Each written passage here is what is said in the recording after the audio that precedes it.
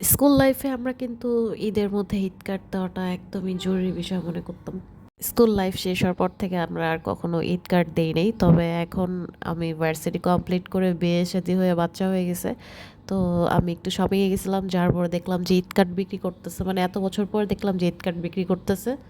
সাথে সাথেই আমি একটা ঈদ কার্ড কিনে ফেললাম আমার একটা খুবই ক্লোজ ফ্রেন্ডের জন্য। তারপর বাসায় নিয়ে আসছি। আসার পর আমি একটু গুগল দেখে ওর জন্য একটা কিছু লিখছি এখানে। 2006-07 সালে আমরা যেই পরিমাণে কার্ড কিনছি, মানে পকেট কার্ড, শাহিদ কাপুর, ইমরান হাশমি, আভিজিৎ সাওয়ান্ত, আরও অনেকের এত এত pocket card plus Eid card ছাড়া তো আমাদের ঈদ হইতোই না। ঈদ কার্ডের মধ্যে হচ্ছে একটু গ্লেজ দিত, এই টাইপের ছোট ছোট ঈদ কার্ডগুলো কিনে আমরা ফ্রেন্ডদেরকে গিফট করতাম, আবার আমরাও পাইতাম। ঈদ কার্ডগুলোর প্রাইস ছিল 4 টাকা করে, গ্লেজ দিত যে। আর ওই ঈদ কার্ডগুলোর মূল্য যে এতটা বেশি এখন বুঝতে পারতেছি। আমার ফ্রেন্ডের জন্য নিচ্ছি, দেখেন কিভাবে লিখছি, জেবাকে আমি ঠিক এভাবেই 2006-07 সালে লিখতাম। আর আমার ফ্রেন্ড এমন ইমোশনাল হয়েছে যে বলার বাইরে ঈদ কার্ড দেখার পর।